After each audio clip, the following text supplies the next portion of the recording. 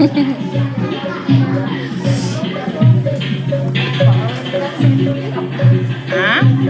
Ini dulu ibu cantiknya. Ini mau share tuh Cila.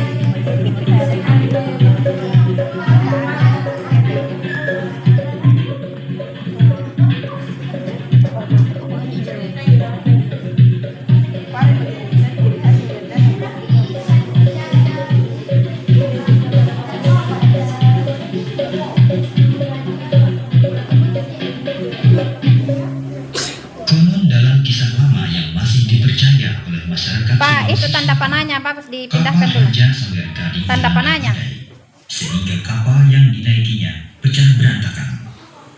Bagian kapal yang berupa lunas terdampar di Arab, sebagian lagi di Selayar. Sedang talinya terdampar di Bira, serta lingginya di desa Lemo-Lemo. Konon karena kekeramatan Raja Salir Gading ini pula, maka penduduk desa Arab terampil dan ahli dalam teknologi pembuatan kapal. Orang desa Lemo-Lemo pandai dalam menghaluskan atau membuat linggi, sedang ahli dalam melayarkannya adalah orang-orang dari desa Bira. Pelaut-pelaut dari desa Bira khususnya terkenal akan keterampilannya dalam mengarungi lautan dan samudra.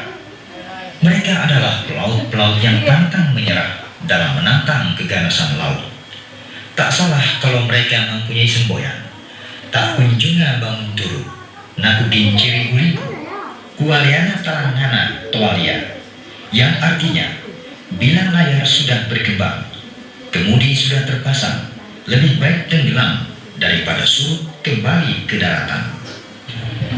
Kabupaten daerah tingkat 2 Bulukumba secara administratif terdiri dari 7 kecamatan dan 336.224 penduduk.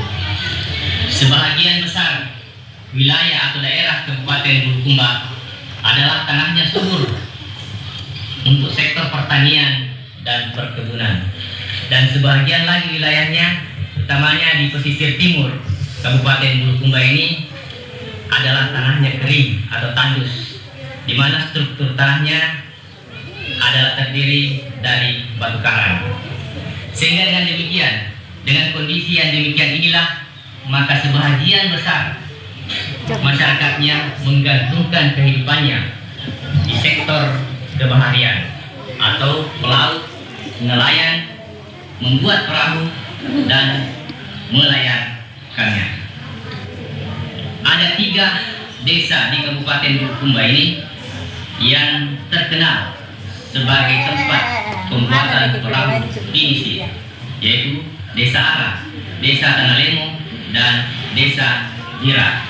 Sehingga dengan demikian melahirkanlah adanya ahli untuk membuat perahu dan ahli-ahli melayarkan perahu di Kabupaten Bulukumba. Dan syukur alhamdulillah bahwa dengan keahlian ini telah berhasil mengangkat nama harum bangsa Indonesia, yaitu berhasilnya pinisi-pinisi atau perahu pinisi yang dihasilkan di daerah ini untuk berlayar ke luar negeri, ke Madagaskar, Australia, Jepang, dan lain-lain. Sampai tahun 1970, perahu pinisi memegang peran penting di dalam menjembatani Kepulauan Nusantara. Puncak kejayaannya sekitar tahun 1960 untuk diadakan lomba perahu pinisi Makassar yang belakangan ini tampaknya dihidupkan kembali untuk memberikan gairah kecintaan bahari kepada masyarakat. Konon, nama pinisi diberikan oleh tua-tua suku Bugis Makassar dahulu sebagai penjelmaan dari tiruan kapal dari Venesia. Namun ada pula yang mengatakan bahwa nama pinisi berasal dari nama ikan yang banyak terdapat di daerah itu. Dengan ukuran dan perimbangan yang pas, pinisi Tanda panah. Tidak, untuk itu sebelum pembuangan kayu, kapal yang 1960 untuk diadakan lomba perahu pinisi Makassar yang belakangan ini tampaknya dihidupkan kembali untuk memberikan gairah kecintaan bahari kepada masyarakat.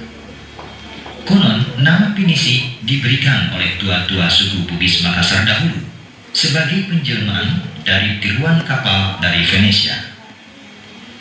Namun ada pula yang mengatakan bahwa nama Pinisi berasal dari nama ikan yang banyak terdapat di daerah itu. Dengan ukuran dan perimbangan yang pas, Pinisi tampil dalam bentuknya yang klasik yang merupakan keanggunan sebuah karya hasil tuangan seorang Andreta, yakni pemimpin pembuatan perahu. Langkah pertama di dalam pembuatan perahu adalah mencari kayu di hutan yang dipimpin oleh Pandreta. Dalam upacara pemotongan kayu lunas, sesuai dengan kepercayaan nenek moyang sampai menjadi kebiasaan sampai hati ini, sebelum melaksanakan pemotongan kayu dan mencari-cari waktu yang baik, apa saja waktu yang baik untuk memulai.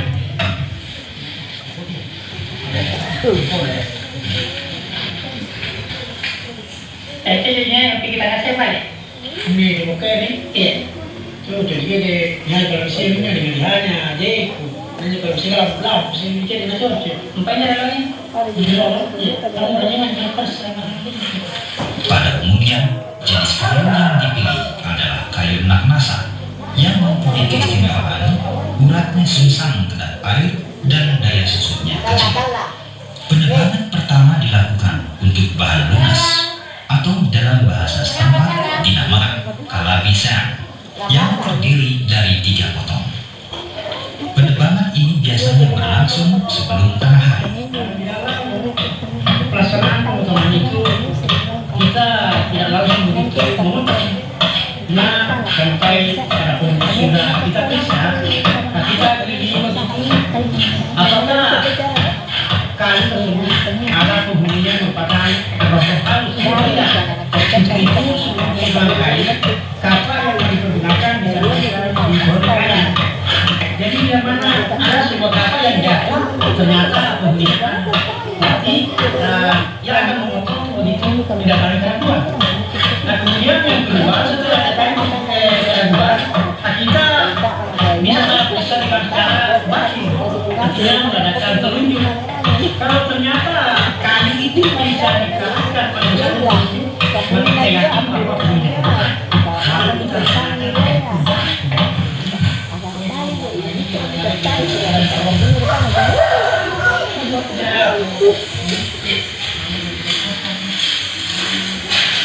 Keda ini bagus di pakai tunsis gitu ya, yang berdiri yang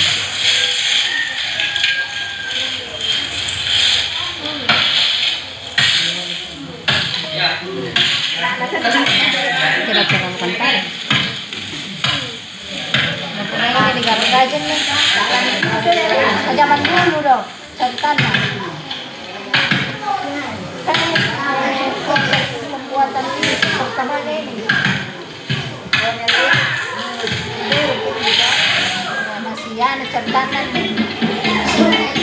Masih kurang alat elektronik. Iya.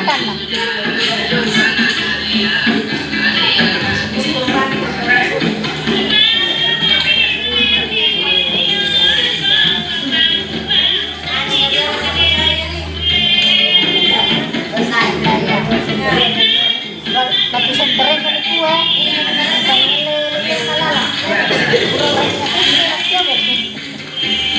biasa nih haju cat cai pak ya boleh tabu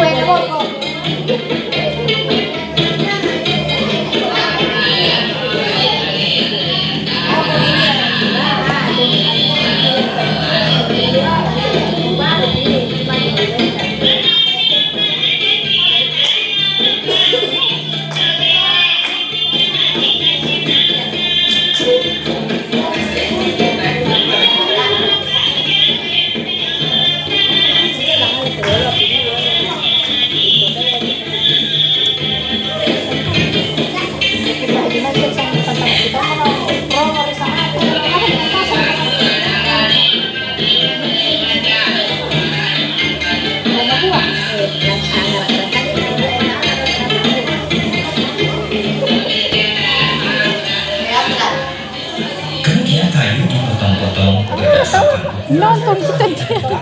dan dibawa ke Bantilan, yakni tempat perakitan perahu. Kegiatan yang dilakukan di Bantilan pertama-tama adalah menyambung lunas atau kalap desain. Seterusnya adalah shopping yang dinamakan apatomeron yang berarti mulai. Mulai proses pertemuan tidak manusia akan mengadakan pertemuan laki dan wanita untuk mewujudkan seorang bayi. Karena anggapan dan kepercayaan nenek moyang dulu sampai saat sekarang dalam proses pembentukan perahu tidak ubahnya dengan proses pemikiran bayi. Itulah sebabnya maka dalam masalah perahu pakai tulang bulan dan pakai manusia dan tulang-tulangnya itu merupakan lepeng. Kemudian di dalam pelaksanaan sambungan itu macam-macam yang disediakan, Pak. Ya. Umpamanya saja ada jarum. Itu jarum kita kenal jarum itu adalah hadiah dan selalu tajam. Itu kita lihatkan juga semoga Selar kaki. tetap kuat dan awet. Kemudian ada kapas yang kira bahasa di sini kapas lulu. Itu menurut anggapan dari yang dulu supaya rezeki dari perahu begitu pun dari yang mengerjakan perahu itu sampai Pakai pahat. Apa nih? dia masih akan gula itu supaya kita bisa sama-sama maju daripada masih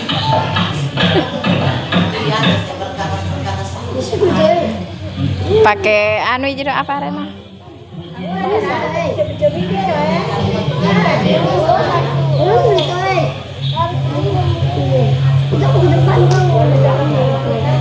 Kegiatan penyambungan lunas ini selalu didahului oleh upacara yang dinamakan arakara, yaitu memotong lunas untuk disambung. Upacara ini merupakan upacara sakral, biasanya untuk melaksanakannya dipilih berdasarkan hari baik menurut kepercayaan setempat. Saat yang dianggap baik adalah sewaktu pasang naik antara pagi sampai tengah hari. Sebagai lazimnya dipersiapkan pula beberapa kelengkapan upacara, antara lain seperti pisau panjang, buah sisir, dan wajib yang bermakna kesan baik dan manis.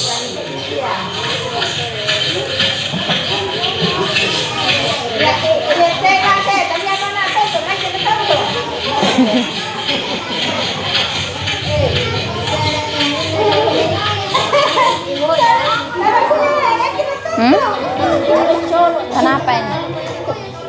Siapa?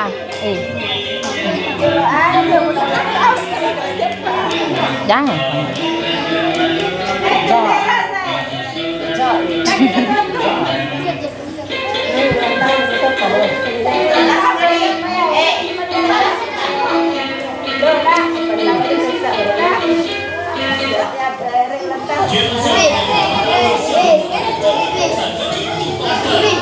Lewati.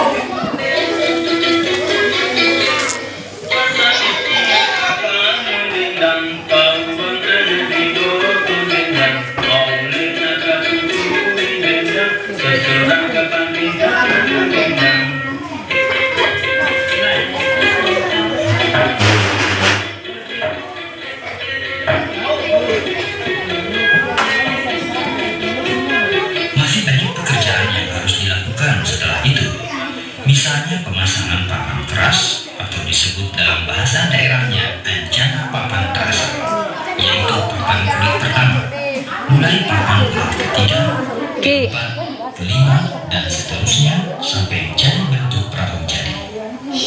Untuk penguat sambungan antara papan-papan digunakan pasok buku.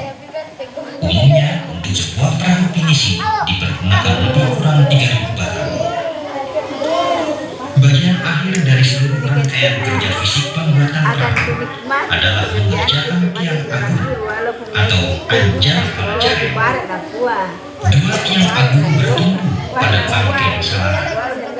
Tinggi tiang agung ini harus seimbang dengan ukuran perahu. Tiang utama depan memakai penumpu dan lebih panjang dari tiang di belakang.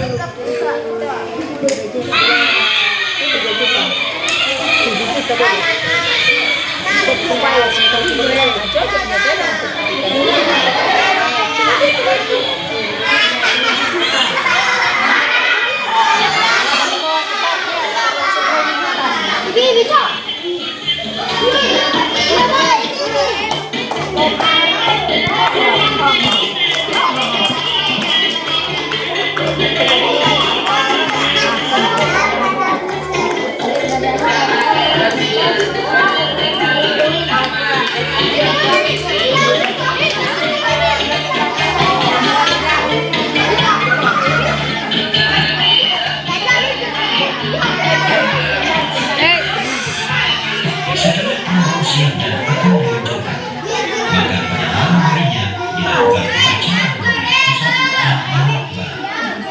upacara akusia adalah upacara yang mendahului para manusia.